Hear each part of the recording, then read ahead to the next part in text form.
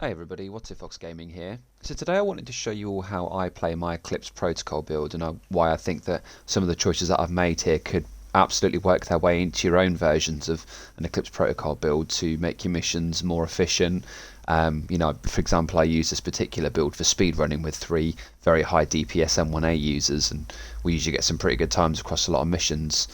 The most common way to play Eclipse Protocol is with 2 damaging status effects, and that makes a lot of sense, right? You're spreading huge amounts of damage around the room, usually burn and bleed in conjunction with each other, and then just allowing your DPS guys to essentially clean up. But I noticed that there were some problems with that build.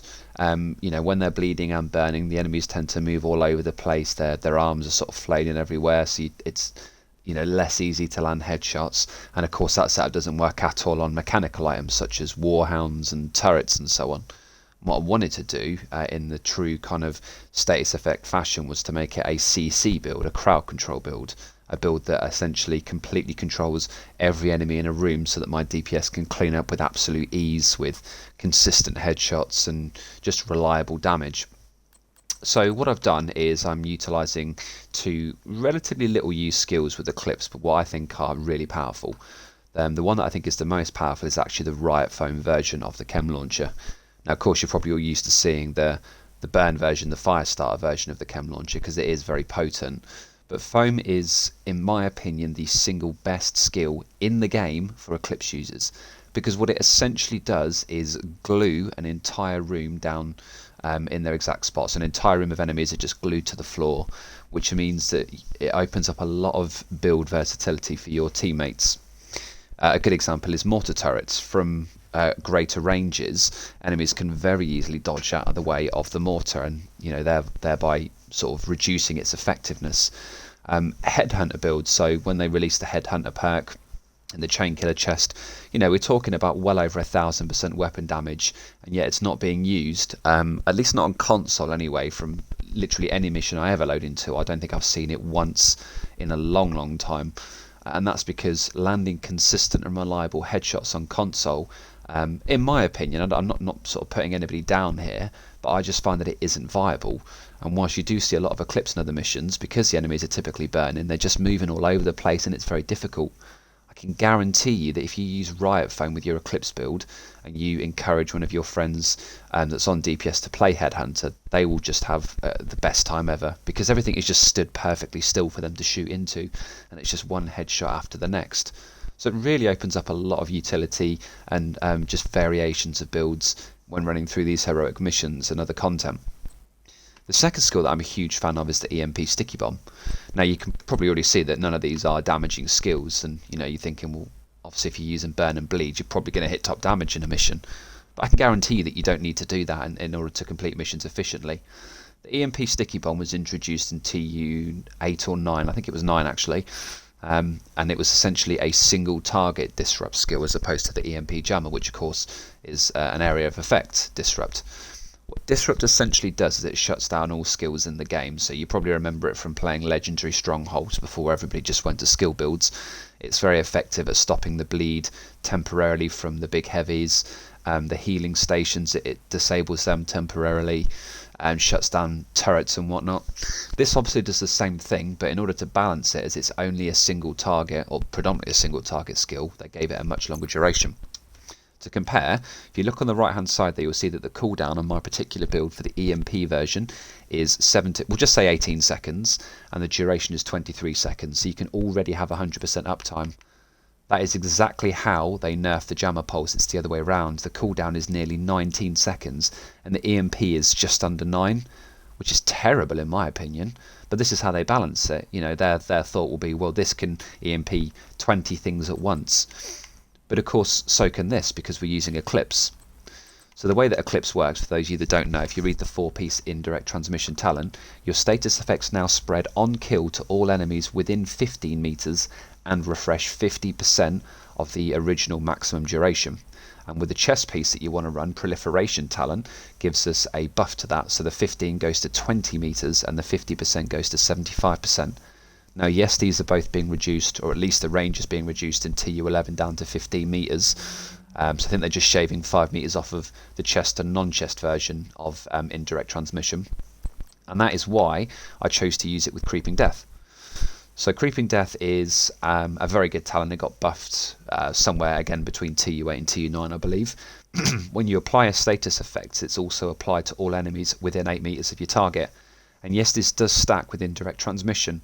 If Creeping Death is on cooldown when you apply a status effect to, let's just say, an enemy in the middle of the room, that enemy is killed by you or your teammates, and then within 15 to 20 meters it passes those status effects around to everything else in the room. If Creeping Death is then available, it can further extend that outside of that range by an additional 8 meters. Now obviously it depends on the layout of the room and where enemies happen to be positioned at the time, but it also works at the beginning of a fight. If you were to apply, I don't know, with a traditional build, Burn or Bleed to an enemy, it won't pass until they're dead. But with Creeping Death, I can foam an enemy or EMP them, and it instantly passes within 8 meters straight away. And then if any one of those enemies dies, not just the first one that I see, this talent still kicks in, indirect transmission. So sometimes you might accidentally set fire to a heavy, and he's not going to die quick enough, whilst the burn is active. But with Creeping Death, it will spread to all the enemies around the heavy, and then your teammates know they can just focus to lower health NPCs and still spread it. So Creeping Death is really powerful when used in conjunction with indirect transmission, particularly for TU11 when Eclipse is being nerfed, and very much so with the EMP Sticky Bomb. This will essentially pass to pretty much at least every skill in the game. So turrets will shut down, healing stations will shut down, and not for 8.7 seconds, we're talking nearly triple the length of time. It also Disrupt prevents enemy classes from using their skills, so Grenadiers, drone controllers, obviously the guys that deploy the healing stations, all they can do is shoot at you. And if they're foamed as well, they're not even going to be able to shoot at you for a period of time, as both of these create a small window in which the enemy isn't shooting at you. And that used in conjunction with Eclipse means that enemies simply, your teammates will be able to clean up the room before anybody even starts to fire bullets at them. So try and get a backpack with Creeping Death. I opted for Golem Gear because it gives us 10% status effects, but this one is a pain to farm for because the core attribute is blue, and you needed to have status effects and Creeping Death on it already so you can re-roll it to yellow. Vial is my final piece here, and to be honest, this isn't even necessary for the build. I know this may seem like a low damage variant or a no damage variant of an Eclipse build, but I'm going to tell you how I still output a lot of damage in just a second. You could just run 2 Wyvern here, a Wyvern backpack with high status effects and Creeping Death, and then anywhere else on your build that isn't the chest, you could put a second Wyvern for the 10% status effects. So if you can't get this backpack, don't worry, just go with the double Wyvern and ignore Vial, because I can promise you that Vial is relatively minimal damage and it's very good, but it is by no means a necessity to this build. This is about crowd control and enabling your team to do their jobs. We get a lot of burn, a lot of damage from the flamethrower, so this is the final piece of the puzzle. Now for those of you that aren't aware, all burns actually do the same damage in the game, at least one's deployed from skills. So there are actually 3 tiers of burn damage. I've fully tested these out. The lower burn tiers come from, I don't have it, but the Imperial Dynasty holster and the burn from armor break on the firewall specialization tree. Both of those do on a skill tier 6 build with very high status effects around about 60k per tick, which is quite low. The middle tier of burn is the skill-based tier, so that comes from the Firestarter Chem launcher. If you look on the right-hand side there, it does 243k per tick. And this is, a lot of people don't know this, but this is actually identical for all of the burns that skill. So the Airburst Seeker, yes, the Airburst lasts a lot longer, but obviously it's hard to target. And then finally the Sticky Bomb. Weirdly, it doesn't show the tick damage here, but I can confirm that it is the same 243. So they all do the same damage. So they're the middle tier burns. The top tier burn, and the only top tier burn, is the flamethrower. So on this very same build, when the other skill burns do 240k, this does 440k. So it's not too far off of double the strength, and it still lasts for a good 10 seconds, very similar to the Chem launcher and the Sticky Bomb. It's an incredibly potent burn, and it means that even though you are only running 2 non-damaging skills, with or without Vial, you can get a huge amount of damage from this. Now obviously this is our specialisation weapon, so what we need to be doing is playing in a way that enables us to get the ammo. And if you're unaware, when you go into any of the specialisations, the 2 icons to the left of the central icon, so the 2 that I'm highlighting right now, explain how you give ammo to yourself. That's the close one to the centre, and to your team, the far one to the outside one. So this is one we need to focus on. Killing enemies within 10 meters adds 3 to the ammo bar, excluding the specialization weapon. Now, this is the main way that you're going to get your ammo, and I can tell you now, you won't be able to burn every room in the mission. You know, you won't have that much ammo because it is hard to get ammo for this weapon, but not impossible. Your teammates can get ammo for you, depending on their specialization. The outside one is how you give it to your teammates. So, for example, if they were running sharpshooter, is a pretty common one. Killing enemies with headshots. Pretty straightforward, right? If you're foaming everything and your guys are on sharpshooter, which, let's face it, most people run sharpshooter, with everything foamed in the room, they are going to be landing a hell of a lot of headshots, and you're going to be getting ammo way more frequently than you expect. Another good one is gunner. People run this with pestilence. Killing multiple enemies without releasing the trigger adds 1 to the group ammo counter. So, you know, with pestilence and LMG builds, that's incredibly easy to do that. So yeah, sharpshooter's another, survivalist is another good one. If you have somebody that's applying status effects alongside yourself, killing enemies under status effects adds 3 to your group's ammo bar.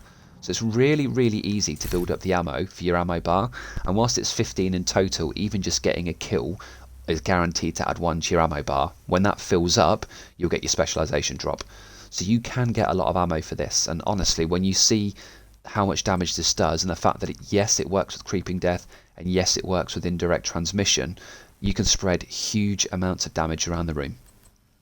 Now, because we need to get kills within 10 meters to get 3 to our ammo bar, the best way to do this is with Sweet Dreams, or my version is called Lullaby because it's I think a pre-order bonus, but it's the same. It's exactly the same weapon.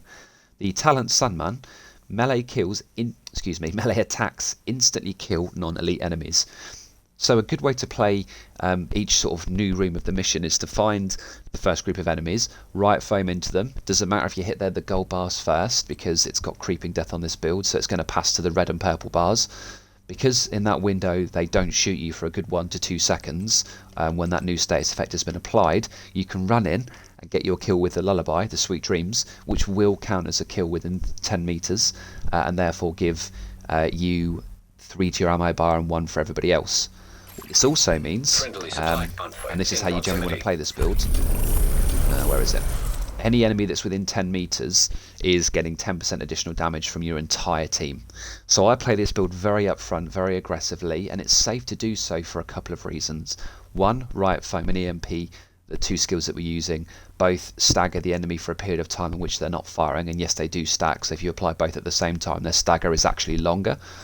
And 2, we have the armor kit, which we all know this from PvP. It's exactly the same in PvE. Your armor kit recovers 200% armor and 200% health over 10 seconds. So you could play very aggressively and with almost tank levels of health, because of course you're getting vast amounts of it back. So yeah, it's quite an easy build to play.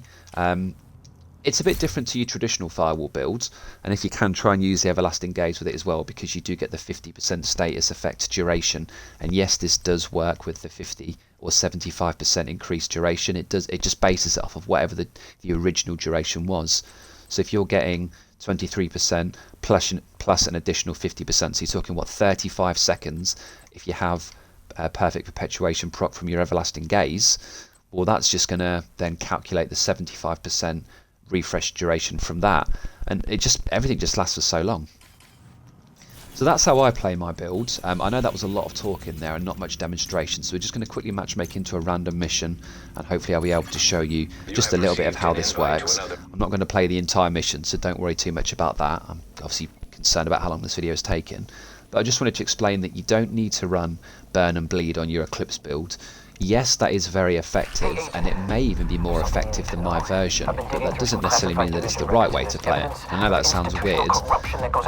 In my opinion, an Eclipse build should always be played in a way that benefits your team more than yourself, and by playing up close and personal and giving your team the 10% additional damage, because Firewall grants that, whilst foaming in EMP and everything in the room, so none of their skills work, they can't move. Honestly, it's hilarious. It's great fun to play. Just everything just stuck there doing nothing and allowing your team to do. Oh, is this guy using foam? Another agent is now what we'll do here is just sit cover just here and be within 10 meters of this guy. Parnell's signal's getting stronger. There we go. So just because I was within 10 meters of that guy, they were doing 10% more damage, and because nobody uses Firewall in PvE, it is very much viewed as a PvP class, and with good reason. It's incredibly strong there.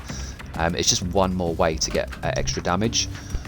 Yes, of course, Survivalist gives 10% to all status affected targets, but there will be instances where they're not status affected, and Firewall is just a flat 10% buff to, 100% of the time, as long as you position well. But of course it stacks with Survivalist anyway, so if somebody else in your team is running some form of status build, and that does work by the way, you can run a CC version and a damage version of Eclipse in the same team, then that's 20% additional damage for your team. So, it's definitely a very effective way to play it. Active terminal detected. Okay, so Sam instantly killed, and now it's passed it to all other drones in the room. Now, to be fair, this is interesting, because this is probably one of the few missions in the game where the the jammer is potentially better, but the cooldown on this sticky bomb is so low that you can still effectively pass it around the room.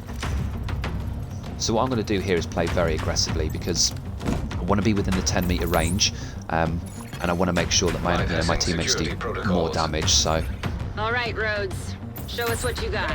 I'm on it, Kelso. Should have this nut cracked in no time, thanks to Isaac. So I'm just going to sit here now, get the perpetuation perk procs. There it is. Actually, no, before I do that, no, wrong guy. See that whole time, like, he's not even attacking me. I know I gotta get out of it. Armor kit here. Immediate medical assistance. For some reason my teammate's not shooting any of the enemies. Why are they not shooting any of the enemies? What? What's going on? Oh, they all focused on the right hand side, even the left hand side of the room was foamed in EMPs. Okay. Thanks team. Thanks for allowing me to showcase my build. So obviously in solo queue this build doesn't work as well, because your teammates don't necessarily know what you're doing. And my entire team focused the right hand side of the room, even though their left hand side was the one that was statused up, but never mind. Play this with a team if you can. You will notice that if your teammates understand what you're doing and they all just put on their high damage builds, that they will absolutely breeze through mission. This has gone awfully wrong, because we just didn't get focused, or they didn't get focused. Okay, there we go. There's our first bit of ammo, so let's get that on the go. So look at that tick damage, 483, because I'm within 10 meters. See them chunking down? Crazy, crazy, crazy damage. And that thing has been EMP'd this whole time, by the way. Now, they're all EMP'd, so they can't use any of their skills. What we're going to do now is use a bit more ammo. Set this guy on fire. Sweet dreams. Slap. Everything else is on fire. Sit back. Rinse and repeat. So yes, it's definitely a dangerous way to play the build, but look at the damage that we're achieving here. Everything is foamed. Now you will get instances like this where they're foamed outside the door, but that's fine, you can still shoot them. I've never had an instance where the door is closed in front of them, so now that he is disrupted and foamed, he's not going to do much fun, so I'm going to get nice and close to him so that he will do more damage. There we go. More ammo over here. And that's essentially it. It is pretty straightforward to play. It's definitely a little bit different. I'm sure there are people out there that will be like, well, I've always been right phone with it. What are you talking about? That's obvious.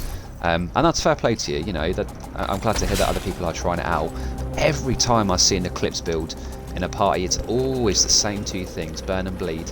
And yes, that's very effective because it's high damage, but doesn't always equate to a more efficient mission. If enemies run all over the place, and a great example was at the start of this there, where my teammates just chose not to shoot the stuff that was foamed to spread it, they just end up running all over the place. See you later. Oh, look at that. Judge? Because they all count within 10 meters. I just got free ammo. Yeah, so if they're burning and bleeding, they're running all over the place. They could be getting behind cover, getting close to you, running further from you, and it's a little bit sort of out of control. And you're not guaranteed to kill everything by running the burn and bleed combination anyway, so I'd rather just foam them all in where they spawn, and then just let my team just shoot them with relative safety. Because if your guys are running glass cannon builds, well, they're going to have a hard time doing anything if they're constantly being damaged. Just go set these guys on fire.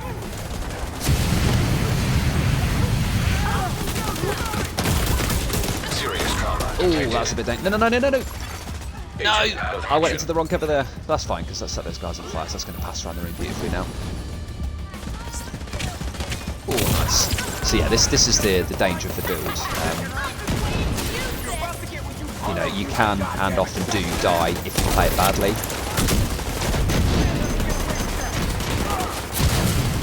Get the burn up in time. Burn on these guys. They're killing him too quickly. No!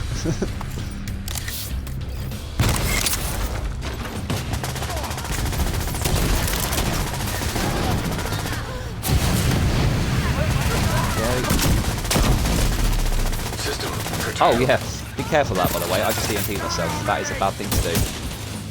I'm going to go sit close to this guy now. This guy. So you see, I'm just not taking that much aggression here because I'm not doing that much damage. That's another thing to bear in mind as well. Aggro in this game is based off of, for the most part, damage, because I'm not actually doing damage. I'm not having that problem. He says as he gets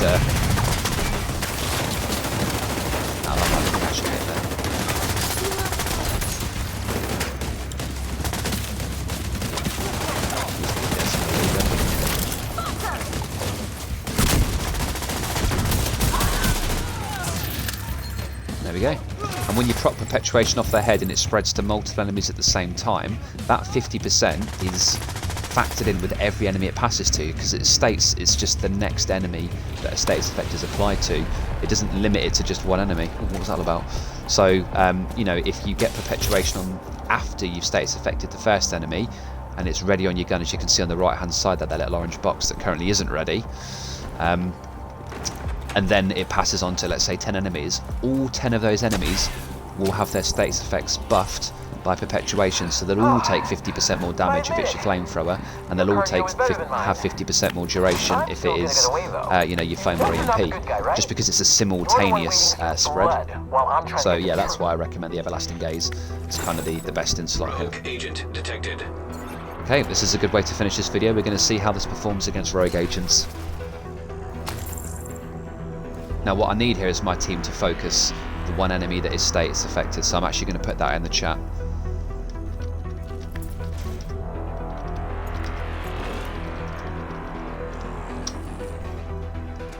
There we go. Oh, someone just put love your YouTube videos, Fox. Nice. Apologies, there's a little bit of a break in the video there. On console it brings up a text box which does interrupt the stream, so apologies for that.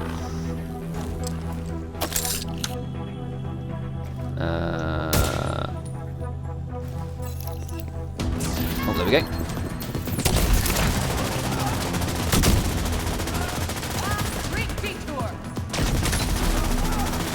So by status affecting all of these enemies, or disrupting, they're not going to be able to use their skills very effectively now. Which we're going for all this on fire. There we go. Look at this. How easy is this? They just sat there to headshot. This is exactly what I'm talking about. Oh, whoops, did that a bit early. You notice none of them using their skills? They're hardly firing us as well.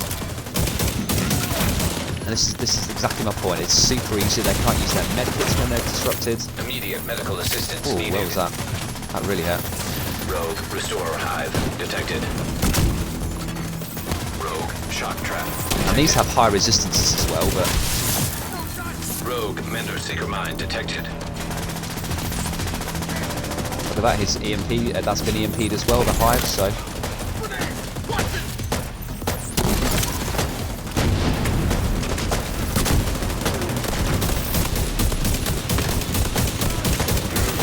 Yeah, they just sit there, it just does nothing. It's great. Now they will eventually fire at you, don't get me wrong. It's down.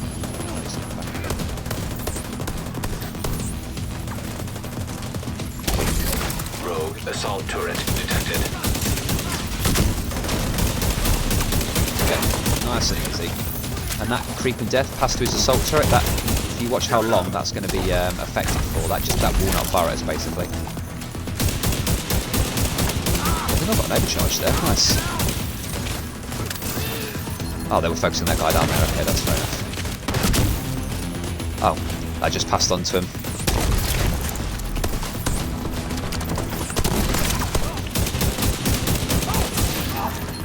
There we go. I think that was a good way to end the video there. So that's literally the point of the build. It just completely controls the flow of the fight so that your teammates can do whatever they need to do to close the kills.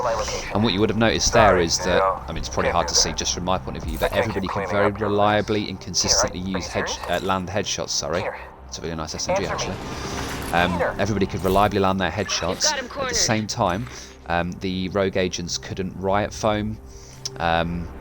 Excuse me, they couldn't do anything because of the riot foam. So I'm just trying to actually have a look and see if this loot is any good. Not really. Yeah, they couldn't do anything because of the riot foam and the EMP. They can't use their med kits because it's classed as an ability. And in sort of the gaps where the Disrupt wore off and they did get their skills out, Creep and Death just passed it on to them anyway. So yeah, honestly, it's a really effective way of playing the build. Please let me know your thoughts in the comments section. I'm very curious to hear if you want to try this out. If you think this is a stupid version and I'm just missing out too much damage, let me know. I am really curious to hear. Thank you all if you did stick through to the end. I know it was a long video, and thank you again for the continued support of the channel, and I will see you all in the next video. Peace!